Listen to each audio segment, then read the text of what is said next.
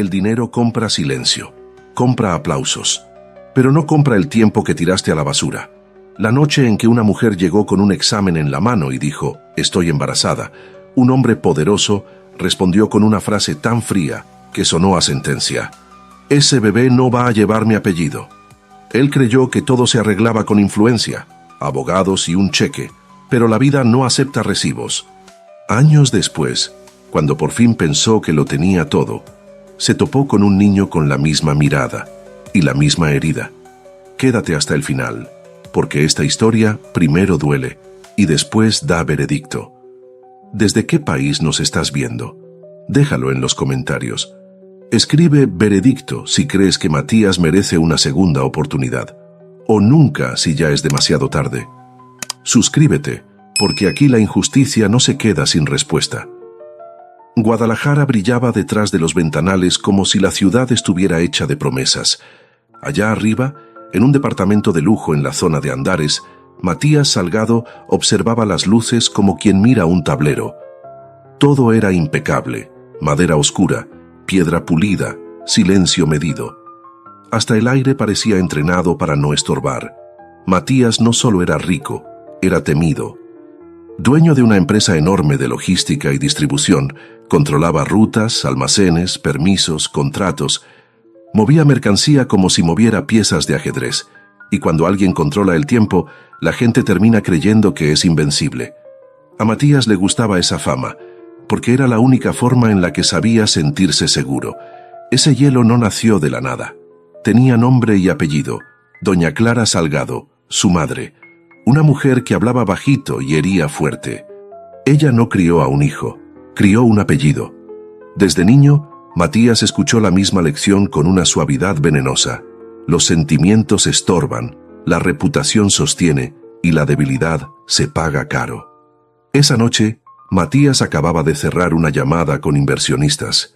Estaban por inaugurar un nuevo centro de distribución que, según él, transformaría una zona entera. En la práctica, significaba presionar a familias humildes para que se fueran y levantar un monstruo de concreto con bardas altas y guardias privados. Él le llamaba progreso. Nunca le llamó despojo. A un lado, Iván, su asesor, organizaba documentos y fechas con eficiencia perfecta, siempre con esa sonrisa demasiado correcta como para ser natural. Ya quedó todo, señor. Mañana sale el anuncio oficial. Los permisos ya están amarrados. Matías ni siquiera dijo, bien. Solo asintió como si el mundo tuviera obligación de obedecer. Quiero 0 sorpresas. Iván recogió las carpetas y se retiró. Pero antes de salir, miró rápido el celular, escribió algo y lo guardó. Matías no lo notó, o no le importó. Minutos después, sonó el interfono. Matías frunció el ceño. Nadie llegaba sin avisar. Nadie se metía a su vida a esa hora. Abrió la puerta. Renata estaba ahí. No encajaba en ese lugar. No porque fuera menos, sino porque traía vida en la cara. Y ahí dentro todo era tan limpio que parecía que la vida estorbaba. Llevaba el cabello oscuro recogido de manera simple, los ojos con cansancio y el cuerpo sosteniendo una valentía prestada. Apretaba su bolsa contra el pecho como si la soltaba, se rompiera. «¿Qué haces aquí?», preguntó Matías sin cuidado. Renata tomó aire. «Necesito hablar contigo». Él la dejó pasar más por control que por respeto. Cerró la puerta como quien cierra un trato. «Dilo rápido, tengo cosas importantes». Renata no se sentó. Se quedó de pie, sacó un sobre del bolso y lo dejó sobre la mesa, con cuidado, como si estuviera poniendo una bomba. «Estoy embarazada». Las palabras quedaron flotando. Matías tomó el sobre despacio, lo abrió y leyó. Examen. Resultado. Fechas. Todo claro. Renata esperó una reacción, un susto, una pregunta, un poquito de humanidad. Pero Matías levantó la mirada y soltó una media sonrisa seca. «¿Y qué quieres? ¿Un departamento? ¿Un carro? ¿Un acuerdo?» Renata se tragó el nudo de la garganta. «No vine a pedirte dinero. Vine porque tenías derecho de saber». Matías dejó escapar una risa corta. «¿Derecho? Renata, derecho es lo que se firma. Lo demás son historias». Ella intentó mantener la voz firme, pero el pecho le ardió. Yo solo pensé que te iba a importar. Matías sirvió una copa como si la noticia fuera una molestia más. Te lo voy a decir sin vueltas. Yo no quiero esto. No voy a tener un hijo.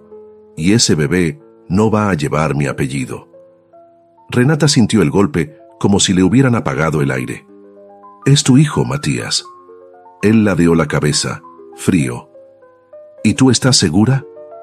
Renata se quedó inmóvil, humillada de la forma más cruel. Con calma, con razón, con poder. ¿Me estás llamando mentirosa? Matías se encogió de hombros. Estoy diciendo que no voy a permitir que manchen a mi familia con una historia así.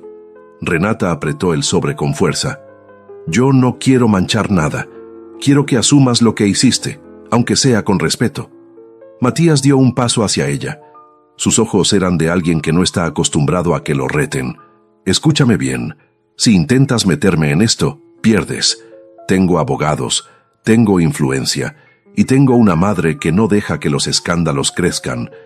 Renata sintió que la lágrima se le quería salir, pero levantó la barbilla. Tú podrás tener todo eso, pero no mandas sobre el destino. Matías sonrió, cruel de tranquilo. El destino no paga cuentas.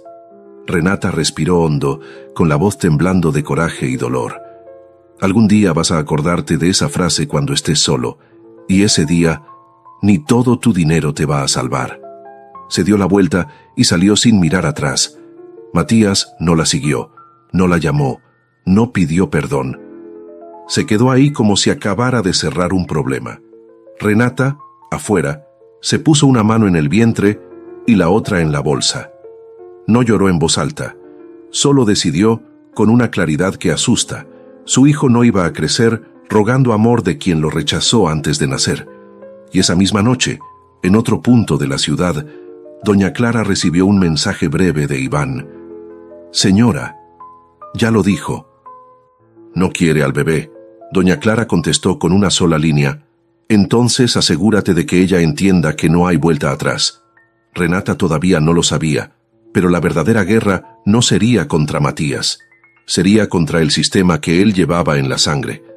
Y el primer golpe estaba a punto de caer. Pasaron 8 años. 8 años en los que Matías Salgado cumplió cada uno de sus planes, y aún así, nunca volvió a sentir verdadera calma. Guadalajara creció, y con ella, el nombre de Salgado se volvió sinónimo de poder. Su empresa de logística se expandió por todo el occidente del país. Camiones con su logo cruzaban carreteras día y noche. Almacenes gigantes se levantaban donde antes había casas modestas. Para muchos, Matías era un visionario. Para otros, un hombre peligroso. Para él mismo, solo era alguien que no podía darse el lujo de dudar. Doña Clara seguía a su lado, elegante, intocable, moviendo hilos desde la sombra. Ella se encargó de que el asunto Renata quedara enterrado como algo que nunca existió. Ningún rumor, ninguna demanda, ninguna amenaza. Silencio absoluto. Te lo dije, le repetía. Los problemas se ahogan antes de que aprendan a gritar. Matías nunca preguntó cómo, y Clara nunca dio detalles. Iván, ahora convertido en su mano derecha, manejaba contratos, negociaciones y favores con una precisión inquietante. Siempre estaba un paso adelante. Siempre sabía algo antes que los demás. Matías confiaba en él, porque confiar le resultaba más fácil que mirar hacia atrás. Pero el pasado no se queda quieto. Aquella mañana, Matías recibió una noticia inesperada. Un conflicto en un barrio popular estaba retrasando una obra clave. Varias familias se negaban a firmar la salida del terreno donde su empresa planeaba levantar un nuevo centro de distribución. Quiero resolverlo hoy, ordenó. Sin escándalos. Iván dudó un segundo. No es la mejor zona para que vaya usted en persona. Matías lo miró con desdén. Precisamente por eso voy, dijo Matías, ajustándose el saco. No vine a negociar, vine a que firmen. El auto negro avanzó por calles angostas, lejos del brillo de andares. El ambiente cambió. Puestos de comida, niños jugando, mujeres platicando en las banquetas. Un mundo que Matías observaba como si fuera ajeno, casi molesto. Bajó del coche con el gesto rígido, como si la calle le molestara. Algunos vecinos lo miraron con recelo, otros con rabia contenida, y entonces lo vio. Del otro lado de la calle, frente a un carrito de frutas, una mujer acomodaba bolsas mientras hablaba con el vendedor. Su postura era firme, sencilla, sin rastro de sumisión. Matías sintió un golpe seco en el pecho. Renata. No había duda. El tiempo había pasado, sí, pero la reconoció al instante. El mismo rostro, ahora más maduro. La misma mirada, pero más fuerte. Ya no había miedo ahí. Su primer impulso fue darse la vuelta, fingir que no la había visto. Pero algo lo detuvo. A su lado, un niño le sostenía la mano a Renata. Matías se quedó inmóvil. El niño tendría unos 7 u 8 años. Delgado, cabello oscuro, expresión seria y unos ojos que le helaron la sangre. Porque esos ojos no eran parecidos a los suyos, eran los suyos. El niño volteó por un segundo. Sus miradas se cruzaron. Matías sintió que el mundo se le vino encima. No necesitó pruebas, no necesitó palabras. En ese instante, entendió todo lo que había negado durante años. Ese niño era su hijo. Renata pagó al vendedor, acomodó las bolsas y sonrió al niño. Le acomodó el cabello con un gesto lleno de cariño. «Vamos, Diego», dijo con voz tranquila. Diego. El nombre le atravesó el pecho a Matías como una estaca. No llevaba su apellido, no llevaba su historia, no llevaba nada de él, excepto la sangre. Renata comenzó a caminar. El niño hablaba animado, señalando cosas, riendo. Matías lo siguió sin pensar, manteniendo distancia, como si temiera que se deshicieran si se acercaba demasiado. Nunca había sentido algo así. No era miedo, no era culpa, era pérdida. Durante 8 años creyó que había ganado, que había salido ileso, que el silencio era victoria. Pero al ver a ese niño, entendió la verdad. Había perdido algo que no sabía cómo recuperar. De pronto, Diego volteó otra vez. Observó a Matías con curiosidad.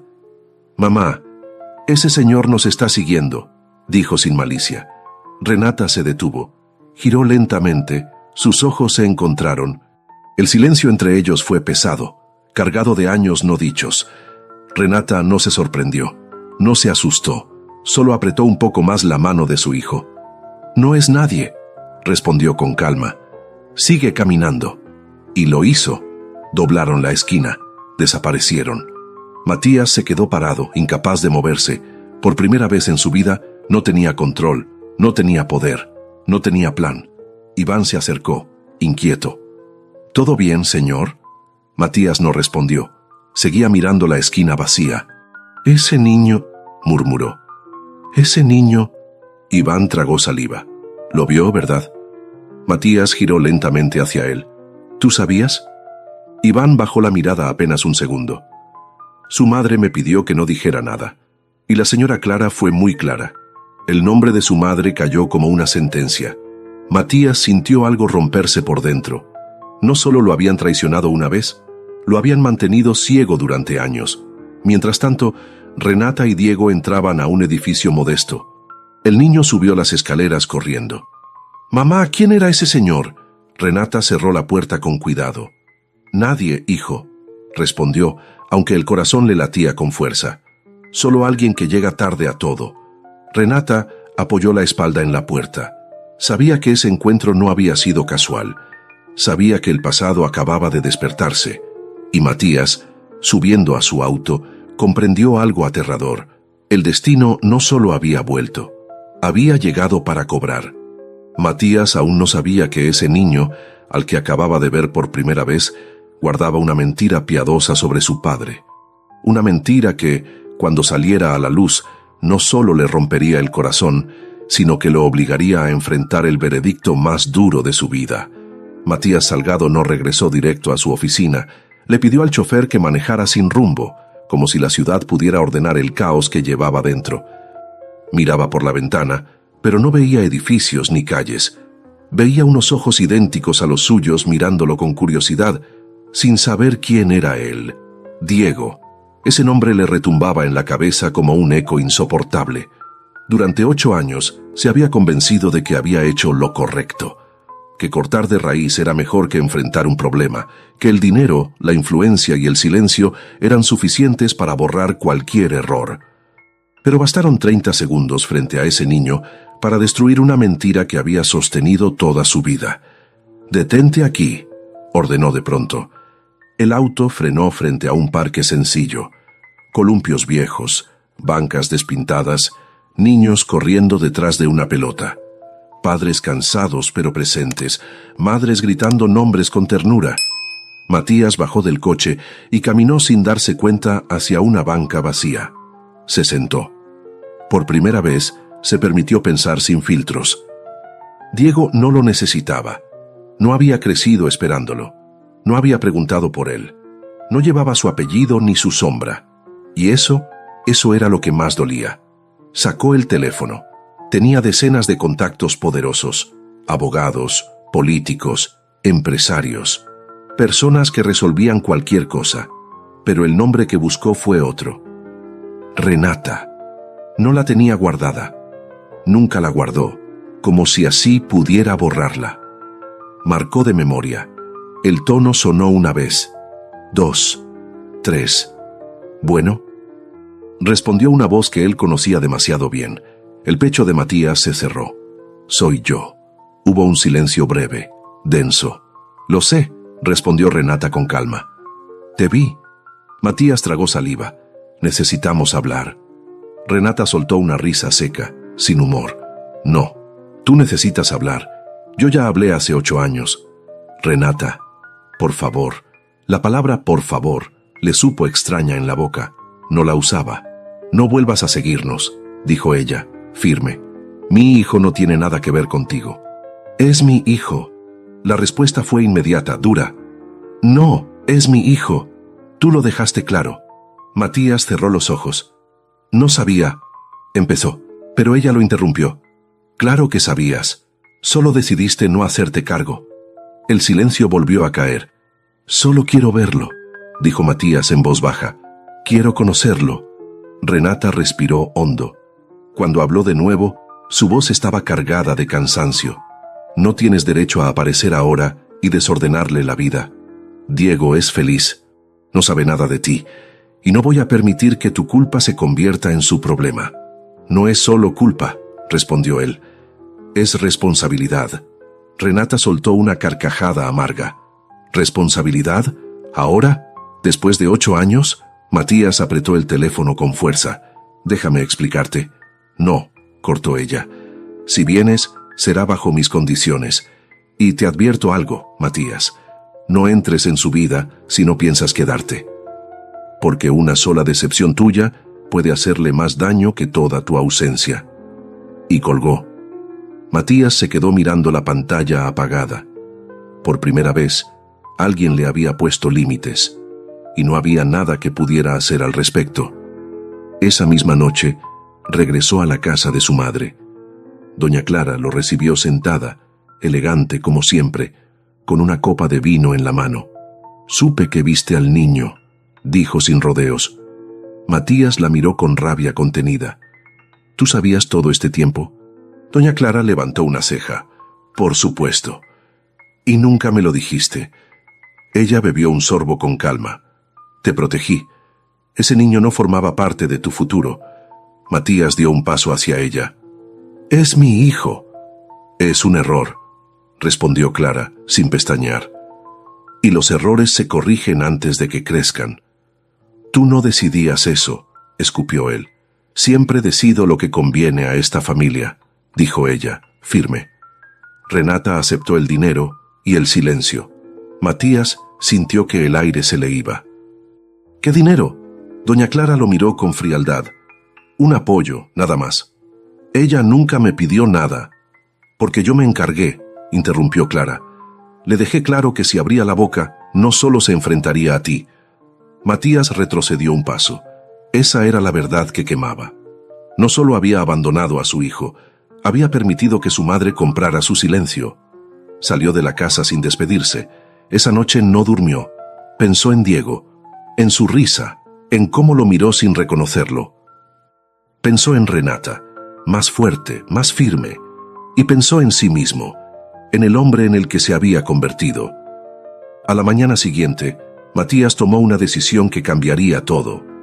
Fue al edificio de Renata, subió las escaleras con el corazón en la garganta, tocó la puerta. Renata abrió, lo miró con dureza. «Te dije que no». «No vine a hablar», la interrumpió él. «Vine a escuchar». Renata dudó. Luego abrió un poco más la puerta. «Pasa». El departamento era sencillo, cálido. Dibujos en las paredes, mochila escolar junto a la puerta. Un hogar real, uno que él nunca había construido. «Diego no está», dijo ella. «Está en la escuela». Matías asintió. «No vine por él, vine por ti». Renata cruzó los brazos. «Entonces escucha bien», dijo, «porque esta es la única vez que te voy a decir la verdad completa». Matías levantó la mirada, preparado, o eso creía. Renata respiró hondo. «Diego cree que su papá murió». La frase cayó como un golpe seco. «¿Qué?» «Le dije que su padre se fue cuando yo estaba embarazada», continuó ella, «que no pudo quedarse. Fue la única forma de protegerlo de saber que fue rechazado». Matías sintió que el suelo se abría bajo sus pies. Yo no sabía». «Eso ya no importa», dijo Renata con los ojos brillantes. «Lo que importa es lo que vas a hacer ahora». Matías entendió, al fin, que el verdadero castigo no era perder dinero, ni poder, ni prestigio. El verdadero castigo era haber llegado tan tarde que la verdad podía destruirlo todo.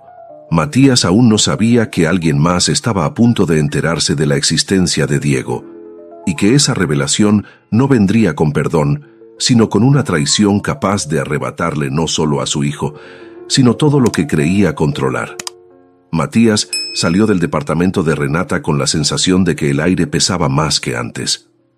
La frase seguía clavada en su cabeza, repitiéndose sin descanso. «Diego cree que su papá murió». No había castigo más cruel que ese.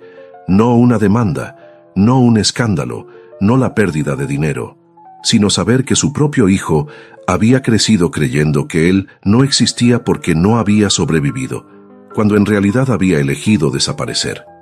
Esa noche, Matías no fue a su departamento de lujo.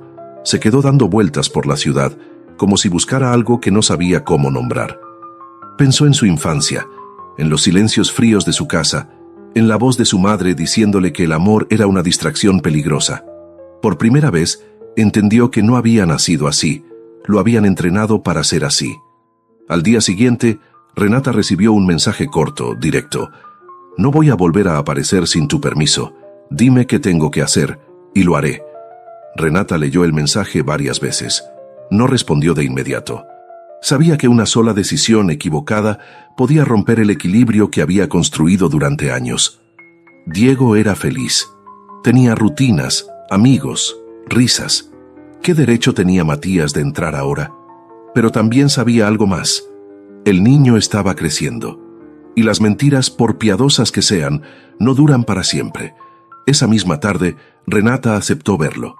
«Será una sola vez», le advirtió cuando se encontraron en una cafetería sencilla. «Y bajo una condición. Diego no puede saber quién eres». Matías asintió sin discutir. Aceptó. 2 días después, Renata lo citó en un parque pequeño, lejos de zonas elegantes, columpios gastados, árboles viejos, bancas con pintura descarapelada. Un lugar común, perfecto para alguien que nunca había sido común. Matías llegó temprano. Vestía sencillo, sin traje, sin reloj caro. No quería parecer lo que era. Quería parecer nadie. Cuando Renata apareció, Diego venía corriendo unos pasos delante de ella, con una pelota bajo el brazo. «Mamá, ¿puedo jugar tantito antes de irnos?», preguntó con entusiasmo. «Sí, pero no te alejes», respondió ella. Diego dejó la mochila en la banca y salió disparado hacia la cancha improvisada. Renata respiró hondo y miró a Matías. «Recuerda, para él, tú eres solo un conocido mío, un amigo». Matías tragó saliva. «Lo sé». Renata se alejó unos pasos para vigilar al niño. Matías se quedó de pie, sin saber qué hacer con las manos, con el cuerpo, con la emoción que le apretaba el pecho. Diego se le acercó sin miedo. ¿Tú eres el amigo de mi mamá?, preguntó con naturalidad. Matías sintió que la voz se le quería quebrar, pero se obligó a sonreír. Sí, me llamo Matías. Diego lo observó con atención. Te pareces un poquito a mí, dijo de pronto, frunciendo el ceño. O yo me parezco a ti. Matías sintió un golpe directo al corazón. ¿Eso crees? Sí, respondió Diego con total seguridad. Tenemos los mismos ojos. Matías bajó la mirada por un segundo, incapaz de sostenerla. Puede ser. Diego se sentó en la banca y comenzó a botar la pelota con los pies. Mi mamá dice que hay gente que llega tarde a todo, comentó. ¿Tú llegas tarde? La pregunta lo desarmó. A veces, respondió con honestidad. Pero estoy tratando de aprender a llegar a tiempo. Diego sonrió. Eso es bueno. A mí no me gusta cuando prometen cosas y no cumplen. Matías asintió lentamente. Cada palabra del niño era una sentencia silenciosa. Jugaron unos minutos, nada extraordinario. Un pase torpe, una risa, un comentario simple, pero para Matías era como descubrir un mundo entero que le había sido negado. Desde lejos, Renata observaba con el corazón en vilo. No veía a un millonario arrogante, veía a un hombre torpe, nervioso, tratando de no romper algo frágil. Cuando llegó la hora de irse, Diego se acercó a Matías. ¿Vas a volver? La pregunta quedó suspendida. Matías miró a Renata. Ella no dijo nada, no asintió, no negó. Si tu mamá está de acuerdo, sí, respondió él con cuidado. Diego sonrió. Entonces ojalá no llegues tarde, y salió corriendo. Matías se quedó inmóvil, con los ojos húmedos. Renata se acercó. No te ilusiones, dijo en voz baja. Un buen momento no borra 8 años. Lo sé, respondió él. Pero gracias por dejarme verlo. Renata lo miró con una mezcla de dureza y cansancio. Esto no es por ti, es por él. Y si fallas una sola vez, desapareces para siempre. Matías asintió. No intentó justificarse. Mientras se alejaba del parque, no vio que desde un auto estacionado a lo lejos, alguien tomaba fotos con el celular. Iván bajó el teléfono lentamente y sonrió. Ahora sí, ya tenemos con qué mover el tablero. Matías creyó que el mayor riesgo era ilusionar a su hijo, pero no sabía que esa tarde, sin darse cuenta, había quedado atrapado en una traición que usaría a Diego como la pieza más peligrosa del juego. Matías no volvió a ser el mismo después de aquel día en el parque, no por lo que jugó con Diego, ni por la risa breve que compartieron, sino por la forma en que el niño lo miró al despedirse, como si hubiera hecho una promesa silenciosa que todavía no sabía si podría cumplir. Por primera vez en años, Matías empezó a llegar temprano a todo, como si el reloj hubiera cambiado de dueño. Renata mantuvo su palabra. Permitió encuentros breves, siempre en lugares abiertos, siempre con reglas claras. Diego seguía creyendo que Matías era un amigo de mamá, alguien que aparecía de vez en cuando y luego se iba. Y Matías aceptó ese papel con una paciencia que no sabía que tenía. Aprendió a escuchar, a callar, a no prometer nada que no pudiera cumplir.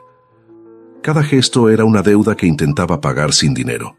Pero mientras Matías aprendía a ser pequeño, alguien más aprendía a ser peligroso. Iván observaba. Siempre observaba. Desde la oficina, con informes abiertos y llamadas en espera, Iván juntaba piezas. Fotos del parque, horarios, mensajes, movimientos. No lo hacía por impulso, sino por cálculo, porque Iván no creía en lealtades eternas, creía en oportunidades. Una tarde, doña Clara lo citó en su casa. Francisco está distraído, dijo sin rodeos. Está cometiendo errores. Iván colocó el teléfono sobre la mesa, con la pantalla hacia arriba. Una foto congelada. Matías inclinado hacia Diego, sonriendo torpemente. No es distracción, señora, respondió con voz baja. Es un punto débil. Doña Clara observó la imagen sin emoción. Ese niño no debía existir. Existe, replicó Iván. Y alguien más puede usarlo. Clara entrecerró los ojos. ¿A qué te refieres? Iván no respondió de inmediato. Guardó el teléfono. A que el silencio ya no es suficiente, esa misma semana, Matías recibió una llamada que le heló la sangre. «Señor Salgado», dijo una voz formal, «hablamos del juzgado familiar. Necesitamos que se presente para una notificación». Matías se quedó mudo. ¿Notificación de qué? Sobre un posible proceso relacionado con un menor. El mundo se le vino encima. Corrió al departamento de Renata. «¿Hiciste algo?», preguntó apenas ella abrió la puerta. Renata lo miró sorprendida. «¿De qué hablas?». «Me llamaron del juzgado». El rostro de Renata cambió. «Yo no te he denunciado. Te lo juro». Matías la creyó, porque había algo más en juego. Esa noche, Iván apareció en la oficina con una calma inquietante. «Se filtró información», dijo. Alguien empezó a hablar de un hijo no reconocido. Matías lo miró fijo. «¿Quién?». Iván bajó la voz. «La señora Clara está preocupada. Cree que Renata quiere dinero». Matías golpeó el escritorio. «Eso es mentira». «Puede ser», respondió Iván. «Pero las mentiras bien sembradas crecen rápido». Matías entendió, demasiado tarde. El día siguiente fue un infierno. Rumores, llamadas. Un inversionista canceló una reunión por prudencia. Un periodista dejó un mensaje ambiguo. El apellido Salgado empezaba a sonar mal. Renata recibió una visita inesperada. Doña Clara. La mujer entró al departamento con la misma elegancia fría de siempre. Observó los dibujos de Diego, la mesa sencilla, la vida modesta. «Así que aquí vive mi nieto», dijo, como si hablara de un objeto perdido. Renata se puso de pie. «No tiene derecho a estar aquí». Clara sonrió apenas. «Tengo todo el derecho, y también tengo una propuesta». Renata apretó los puños. «No quiero su dinero». «No vine a ofrecer dinero», respondió Clara. «Vine a ofrecer silencio». Sacó un sobre grueso y lo dejó sobre la mesa. «Desapareces, te mudas, cambias de ciudad. Mi hijo no vuelve a ver a ese niño. A cambio, no habrá demandas, ni periodistas, ni problemas». Renata sintió un nudo en el pecho. «Usted no entiende nada». Clara inclinó la cabeza. «Entiendo perfectamente. Entiendo que, si no aceptas, vas a perder, porque alguien ya empezó a mover piezas, y no soy yo». Renata la miró con desprecio. «Prefiero perderlo todo antes que vender a mi hijo». Clara suspiró. «Entonces prepárate». Esa misma tarde, Matías recibió el golpe final. Iván entró a su oficina con un documento en la mano. «Señor, hay una demanda en proceso. Custodia compartida. Reconocimiento forzado». Matías lo miró incrédulo. «¿Quién la presentó?». Iván sostuvo la mirada un segundo de más. «Renata». Pero entró con una firma digital y desde una cuenta que ella nunca había usado, alguien la hizo pasar por suya. El corazón de Matías se partió. Corrió al departamento de Renata. Golpeó la puerta. Ella abrió con los ojos rojos. «No fui yo», dijo antes de que él hablara. «Te están tendiendo una trampa». Matías entendió en ese instante que el verdadero enemigo nunca había sido Renata, ni siquiera su madre, era Iván. Y el precio de esa traición iba a cobrarse con la moneda más cruel, el amor de un niño que aún no sabía la verdad. Matías aún no sabía que, al día siguiente, Diego escucharía una conversación que no estaba destinada a sus oídos, y que una sola frase bastaría para destruir la mentira piadosa que lo había protegido durante años. La mañana amaneció extrañamente silenciosa, como si la ciudad entera contuviera la respiración. Matías Salgado no había dormido. Pasó la noche sentado en la sala de su departamento, sin whisky, sin llamadas, sin planes. Por primera vez, no estaba huyendo del miedo. Estaba esperando el castigo. El teléfono vibró a las 7 en punto. «Matías». «Diego escuchó todo», dijo la voz de Renata quebrada. «Sabe la verdad. Se fue corriendo, no sé a dónde». El mundo se detuvo. Matías tomó las llaves y salió sin cerrar la puerta. No pensó en la empresa, ni en su apellido, ni en lo que perdería.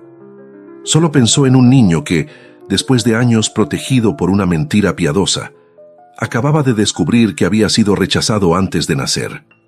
Lo encontraron en el mismo parque donde todo había comenzado. Diego estaba sentado en una banca, con la mirada perdida y los puños cerrados. No lloraba. Eso era lo que más dolía. Matías se acercó despacio, como quien se acerca a algo frágil. «Diego». El niño levantó la vista, con los ojos llenos de rabia contenida. «¿Tú eres mi papá?», preguntó sin rodeos. No hubo forma elegante de responder. «Sí», dijo Matías con la voz rota. «Y fallé. Te fallé antes de conocerte». Diego apretó los labios. «Entonces, ¿por qué no estuviste? ¿Por qué mi mamá lloraba cuando pensaba que yo dormía? ¿Entonces yo fui un error?». Matías sintió que esa pregunta le partía el pecho. Se arrodilló despacio, mirándolo de frente. «No, Diego, tú nunca fuiste un error.